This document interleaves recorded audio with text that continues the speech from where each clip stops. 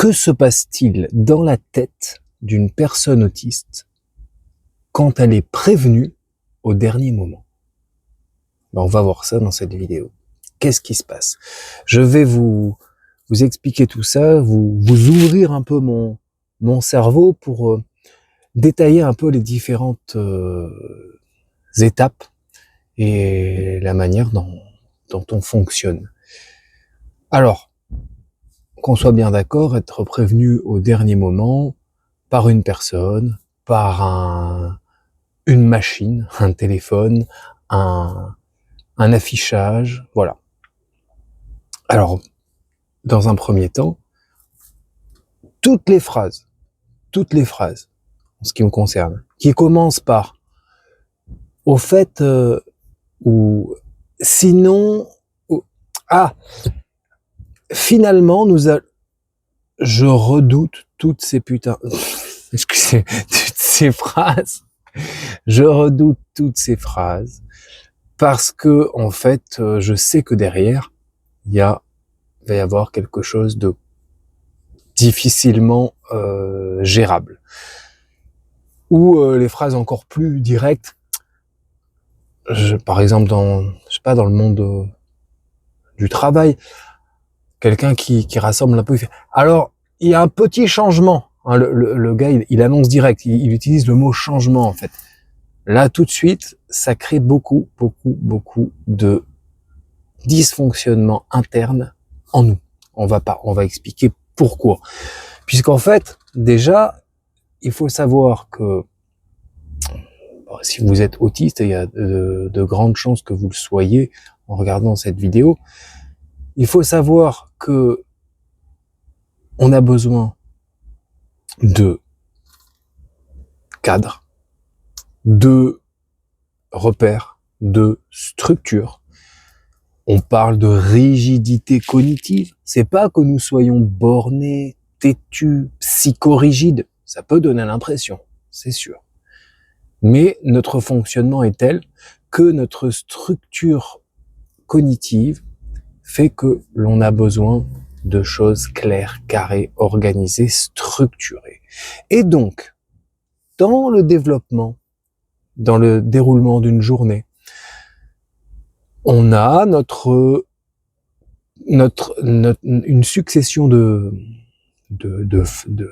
d'étapes qui sont bien ancrées dans notre tête.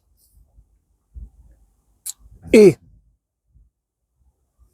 quand on apprend un changement au dernier moment, à la dernière minute, il y a une rupture de c'est un mot que j'utilise peu, mais en lisant un petit peu pour préparer la vidéo, je l'ai trouvé, je me suis dit, il faut que je le ressorte, et je sais même, j'ai bugué en lisant, une rupture de prédictibilité. Prédictibilité, voilà, une rupture de prédictibilité. C'est-à-dire qu'on aime bien quand c'est de prévoir, anticiper. Et là, il y a une rupture dans ce contrat.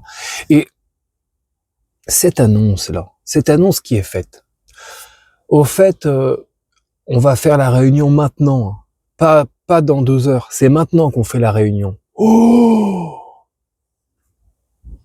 Ça crée un bouleversement, une tempête interne, sur le plan émotionnel, sur le plan cognitif, puisque du coup toutes les informations sont remises en cause, et il faut déjà même d'un point de vue physiologique,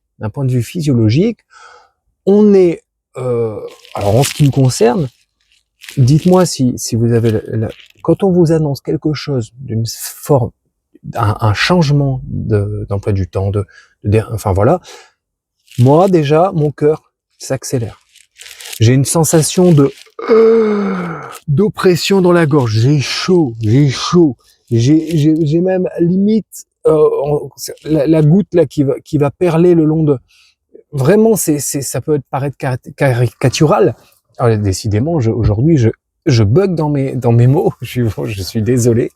Ça peut paraître caricatural, mais physiologiquement, c'est une douche froide, mais en fait le mot douche froide, on reviendra d'ailleurs sur les expressions au pied de la lettre, ça va pas, c'est pas douche froide, c'est douche chaude, douche brûlante, douche anesthésiante, et du coup, il y a un court-circuit, un réel court-circuit, une réelle tempête sensorielle, interne, qui nous fait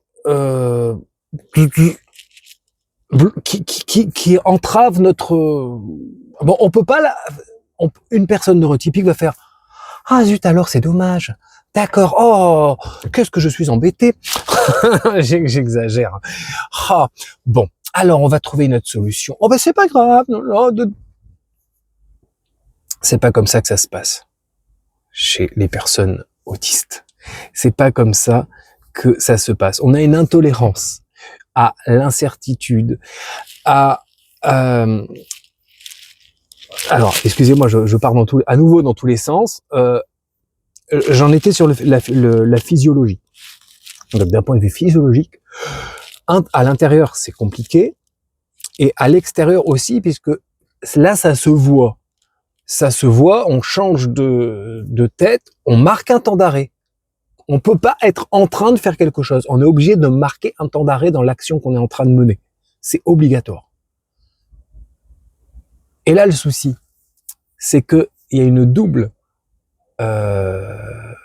difficulté. La première, c'est le choc, j'en ai parlé, du changement, tout simplement. Le choc du changement. Le fait que, on n'était pas prêt et du coup, dans notre tête, il se passe une rupture organisationnelle, cognitive. Voilà, je disais tempête physiologique, tempête émotionnelle, parce qu'on est déçu, on se sent, on va en parler après, on se sent trahi, alors qu'en fait il n'y a pas de trahison, des fois c'est juste une comment c'est pas possible, mais il y a un mal-être, il y a une émotion forte et négative, super négative. Donc, sur le plan physiologique, émotionnel et sur le plan cognitif, tout c'est un feu d'artifice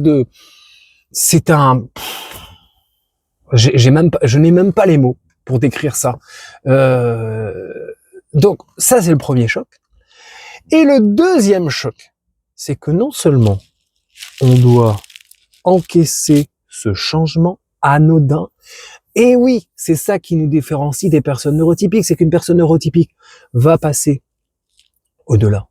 Sauf que nous, même si c'est un changement qui en apparence est anodin, et on en est conscient que c'est anodin, que c'est pas grave en soi, c'est comme ça qu'on essaye mais sur le moment tout de suite, ça nous coupe les jambes, ça nous coupe les vivres, ça nous... Et donc non seulement on doit encaisser ce changement brutal, mais en plus, il faut que nous soyons capables de gérer la situation et de réactiver notre machinerie interne pour trouver une solution. C'est-à-dire qu'on doit recomposer en temps réel, en direct, en live, en speed, avec les nouvelles données de la réalité actuelle. Il faut trouver une autre solution, une solution de rechange, une clac. Il y a des gens qui sont super forts pour ça. Des personnes neurotypiques, nous, on aimerait pouvoir mettre pause, dire, alors écoute, tu vas me laisser encaisser ça déjà, on en reparle dans 3 jours. Mais des fois, c'est pas possible. Et du coup, c'est d'autant plus impossible à faire que lorsque ça se passe à l'oral, quand on est face à la personne et qu'on est dans l'instant, dans le moment. Si c'est je vais après donner des exemples concrets. Si c'est quelque chose qu'on reçoit sur notre téléphone, là on éteint, on pose le téléphone, waouh, punaise, va falloir tout. Et donc là on s'octroie quelques minutes, quelques heures, ça dépend des circonstances, pour se dire oh punaise, va falloir Voilà. Et donc, on se remet. Et après, petit à petit, notre cerveau se remet en fonctionnement. Et l'on doit, dans ce genre de circonstances, réinventer une nouvelle configuration d'action, de voilà. Et donc c'est vraiment parce que non seulement on est obligé de déconstruire tout notre schéma, tout notre plan parce qu'on s'était fait à l'idée et on doit reconstruire directement après. C'est comme si quelqu'un arrivait chez vous, des bulldozers arrivent chez vous, ils détruisent votre maison, et 5 secondes après, il y a un mec qui arrive et qui fait « Ok, donc allez-y là, reconstruisez.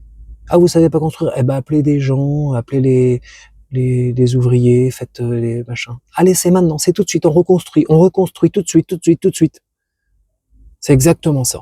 C'est exactement ça ce qui se passe. C'est exactement... Aujourd'hui, j'ai passé une journée assez intense et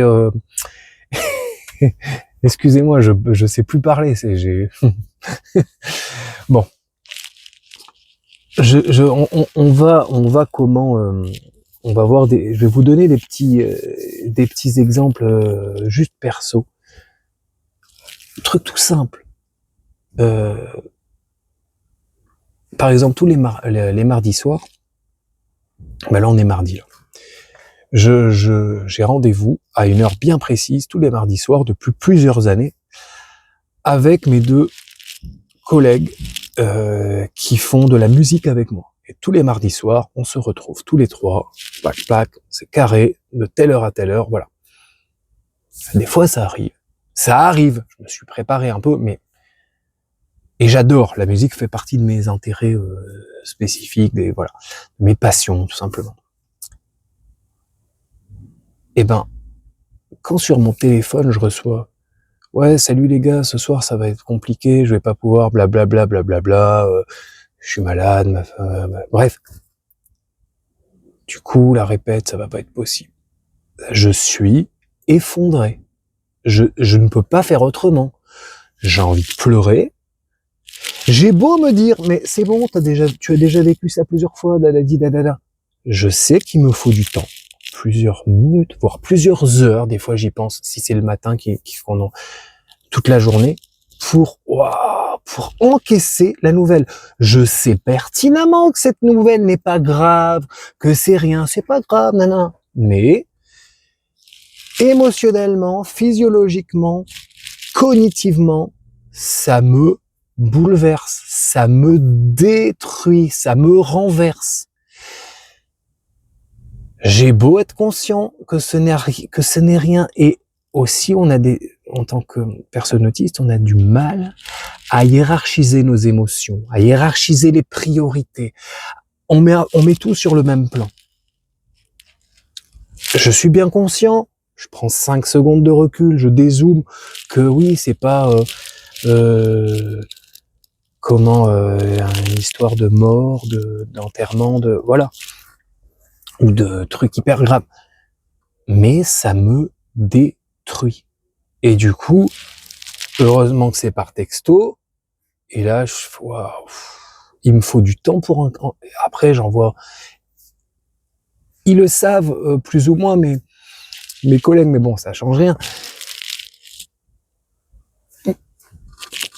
Du coup, il me faut du temps pour redescendre. Et là, de toute façon, la solution de repli, stratégie, c'est quoi? C'est être dégoûté de pas être allé s'il n'y a pas la répète, donc j'envoie ok, ça marche, bon courage, prends soin de toi, enfin les trucs, voilà. Et je le pense réellement. Mais je suis dégoûté. Et donc là, c'est une situation de luxe, puisque c'est à distance.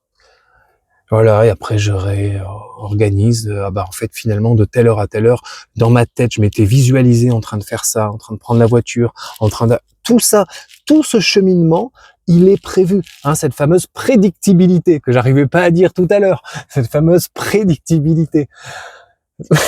En fait, j'ai commencé la vidéo par un mot que j'ai dit peut-être 2 fois dans ma vie, prédictibilité. Bref, ça va, il est compréhensible, mais bon. Donc voilà, et encore là, c'est une situation de luxe sur le plan on vous prévient en dernier moment. Parce que d'une, je l'ai déjà vécu plusieurs fois, donc il y a une forme d'habitude. Voilà, c'est pas trop nouveau, mais voilà, ça arrive pas tout le temps, heureusement. Mais une fois de temps en temps, ça fait partie du jeu. Deuxième, c'est à distance. Troisième, bon, bah c'est pas la fin du monde, c'est vrai, puisque après, bah le soir, bah voilà, bah finalement, on fait autre chose. Bah tiens, finalement, je suis avec ma famille, ou bref, voilà, il y a une solution de le plan B est envisageable et voilà. Mais c'est d'une violence. Je vous donne un exemple, toujours très banal de la vie ordinaire, mais plus violent et encore plus violent émotionnellement. Entre midi et 2, comme tout autiste qui se respecte, j'ai besoin vraiment d'une pause, mais une vraie pause. Sinon, je peux pas redémarrer l'après-midi. Sinon, je suis en survie tout l'après-midi. C'est horrible, c'est horrible. Et même après la pause, on n'est plus le même homme, on n'est plus la même personne. C'est pas possible. Quand on s'est pris toute la matinée, pause de midi, et là, waouh, donc j'ai besoin d'une réelle pause. Et qu'est-ce que je fais depuis quelques mois? Je vais à la piscine, au sauna. Je prends la voiture, j'ai mon truc, je prépare tout à l'avance. C'est tel créneau de midi 15 à 13h15. Tac, ensuite je nage, je fais machin, après je fais mon truc, après je nage 15 minutes, après je refais, après tac tac, après je remonte. Tout est calibré. Plus j'ai de la chance puisque c'est vraiment de midi à 2. C'est pas de midi à 13h30 ou quoi. Donc j'ai 2 heures. C'est super cette année, mais c'est formidable. Et du coup, je suis dans le sauna, je redescends. Voilà, je nage, je vais pas vous mimer là. Je me rends compte que je suis en train de vous mimer. Bref, c'est génial. Et la dernière fois, c'était il y a 2 semaines, où, bon bref, on s'en fout, c'est pas intéressant. J'arrive, et là je vois un truc sur la vitre, et là la piscine est fermée. La piscine est fermée. Piscine est fermée, gêne, blablabla. Je lis même pas en fait. Je lis même pas. Là dans ma tête, je suis bouleversé. Je suis perdu. Donc là, réellement, j'ai l'impression d'être pris au dépourvu, d'être trahi. Sentiment de trahison. Alors personne n'a trahi personne. Je suis pas trahi par la piscine ou par les agents. C'est pas un coup monté. C'est pas une. Oh, c'est un coup de poignard dans le ventre. C'est d'une violence, une perte de contrôle. Et donc pourquoi aussi c'est d'une violence? Parce que ça remet en cause toute mon organisation. Je suis là, moi je suis bien là maintenant avec mon sac de piscine et tout, j'avais prévu. Tout est fermé, ils refont je sais pas quoi, il y a un truc dans les. Deuxièmement, je fais quoi du coup maintenant entre midi et 2? J'ai l'habitude d'aller à la piscine. En plus, je mange pas entre midi et 2, ça aussi, je ferai une vidéo là-dessus sur les rythmes digestifs et tout ça. Je mange pas et ça m'aide énormément de rien manger. Parce que bon bref. Et là, je reste là. En plus, il pleut. Je suis là sous la pluie comme ça. À bugger, clairement à bugger. À intégrer en fait la nouvelle information, à tout réactualiser. Je fais delete, j'efface tout dans le disque dur et je remets en ordre toute l'organisation. Je suis dégoûté. Et en plus de ça, ce sauna là qui me permet de redescendre, je vais pas l'avoir. Alors là, je vous dis, j'ai une chance. Je crois beaucoup à la chance et bref, je vais pas rentrer là-dedans. En fait, La piscine, elle est à une dizaine même pas 5 minutes de chez mes parents qui habitent. Bref, et en fait, ils n'étaient pas là. J'ai la clé de chez eux. Et du coup, je suis allé chez eux. J'ai pris un bain hyper chaud. J'ai mis la vapeur et tout. Et je me suis reconstitué, en fait, un sauna. Je me suis reconstitué un sauna chez eux, dans leur maison. Et j'étais là, et tout. Et je me remettais, j'essayais de reconstruire une nouvelle réalité, en fait. De reconfigurer mon esprit, reconstruire une nouvelle réalité. Voilà. Donc là, être prévenu au dernier moment dans ce genre de circonstances, ben voilà, on peut pas. Qu'est-ce qu'on peut faire? Et là encore, c'est encore une situation de luxe, de super luxe, puisque j'ai pu quand même avoir un temps de repli. Et après, au bout de 20 minutes, 25 minutes, je fais c'est bon, stop, c'est passé, la tempête est passée, t'es tranquille à prendre un bain chaud, cool, c'est bon, j'ai tout remis en ordre. Mais ces deux petits trucs là que je vous ai racontés, c'est rien du tout, bien évidemment. Mais vous avez vu à quel point ça peut me mettre temporairement, mais dans des états complètement atypiques, on va dire. Alors, si c'est par exemple quelqu'un qui vous dit, je sais pas, je vous donne un autre exemple, vous aviez prévu d'organiser, bon, je dis ça, mais c'est pas très, mais d'organiser un repas avec des gens. On est dans l'hypothétique, on est dans, et en fait, vous deviez vous charger d'amener, je sais pas moi, d'amener tout ce qui est boisson, voilà, tout ce qui est boisson et dessert, voilà, boisson et dessert. Et là, vous arrivez à la soirée, et là il y a quelqu'un qui vous dit, mais en fait, c'était à toi d'utiliser bon, on va pas faire aussi violent que ça, mais même 1 heure avant la soirée, il y a quelqu'un qui vous dit ouais, je peux pas venir, machin, mais en fait c'était moi qui devais organiser ramener le plat, etc. Et du coup, est-ce que c'est possible finalement, c'est toi qui, bah là en fait c'est d'une violence sans nom. Au fait, tu peux t'en occuper finalement. Voilà, c'est ça cette phrase. Excusez-moi, parce que je pars dans plein. C'est cette phrase impactante. Imaginez-vous, même fermer les yeux, et il y a quelqu'un qui vous dit, au fait, tu peux t'en occuper finalement. Le finalement, il brise tout. Le finalement, il vous tue.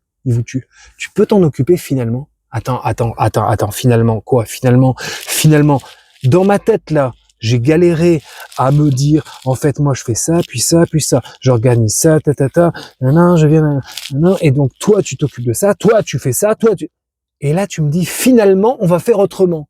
Le finalement, on va faire autrement, mais il est d'une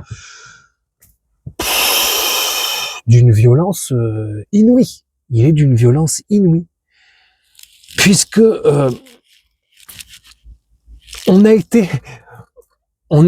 c'est comme si on avait été, là, on peut parler encore, c'est pas une trahison, c'est fort, je sais, mais on utilise des mots forts. Mais pourquoi on utilise des mots forts? Parce qu'on vit des choses fortes.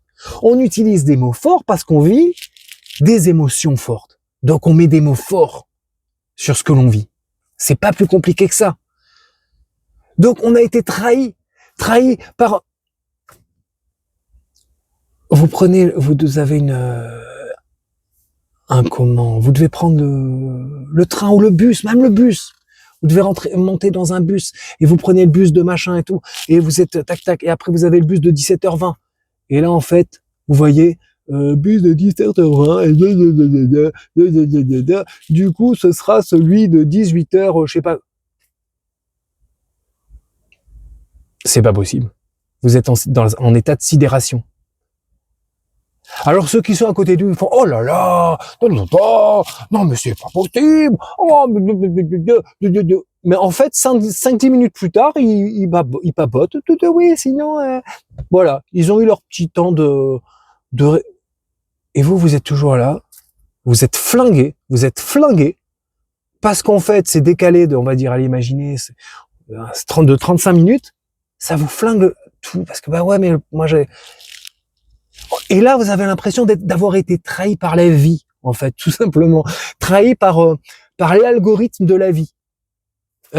C'est et à qui vous pouvez à rien, à personne. Vous avez juste à encaisser. Et là, en en situation, en direct, en live, en speed, vous devez tout réorganiser dans votre tête, le scénario, le déroulé. C'est ça. On a besoin de. Allez, je vais le redire une fois, de prédictibilité. C'est voilà. C'est donc bon. J'ai parlé de ça. On pourrait en parler des heures comme de tout. Hein, le fait d'avoir besoin au moment où on est décontenancé, si on peut avoir un sas de et très souvent c'est pas possible. Alors on va quand même juste terminer par un peu du positif quand même. Comment on peut survivre à ça? Comment on peut survivre à ce genre de pas facile, hein? Pas facile. Bah c'est un peu comme que je le dis dans d'autres vidéos. Hein, relativiser, dédramatiser, respirer, anticiper au maximum l'impensable. Maintenant, voilà, je donne l'exemple de la répète, je sais qu'à tout moment, ça peut être annulé. Je sais qu'à tout moment, faut que je l'ai dans un coin de la tête. À tout moment, quand vous prenez le bus, vous savez que... Mais bon, on a beau se le dire, quand ça arrive, ça fait toujours drôle. Hein. Ça fait toujours drôle à la... C'est pas... Ça remet en... Ça remet en cause toute notre structure interne. C'est voilà, c'est voilà pour mes conseils. Être philosophe, prendre du recul. Bah, je vais pas lancer un nouveau sujet là-dessus, mais c'est sur les bienfaits de voilà la lecture, la méditation, la prise de recul, lâcher prise. Enfin, il y a 1000 manières. Hein, enfin voilà quoi. En tout cas, faut qu'on se dise que quand ça arrive, c'est pas une faiblesse. Ça fait partie du fonctionnement des personnes autistes. Alors si vous n'êtes pas autiste et que vous avez quelqu'un dans votre entourage, essayez de lui annoncer comme vous pouvez, de pas une manière trop abrupte, s'il y a un changement de dernier moment, et essayez de garder en tête qu'il va lui falloir un petit moment ou du temps pour se réadapter. Il peut paraître un peu étrange à vos yeux. Il va pas pouvoir réagir comme ça, ou sinon, s'il est à cacher, il va faire ok d'accord, ça marche, et il va prendre sur lui comme ça. Punaise. Ça, je le fais encore plein de fois. Parce que je me dis, bah, de toute façon, c'est mort. Il y a le ok, d'accord. Là, je ferme la porte. Qu'est-ce qui s'est passé? Voilà, quoi. Donc, c'est pas le fait d'être d'être désagréable ou d'être, non, ça fait partie réellement du fonctionnement. Voilà. C'est comme ça. On fonctionne comme ça. Mais bon, bon, j'espère avoir parlé un petit peu de ce genre de situation où on est averti, prévenu au dernier moment, ce que ça génère chez nous. Et puis voilà. Bon, je vous dis au revoir, à bientôt. Salut!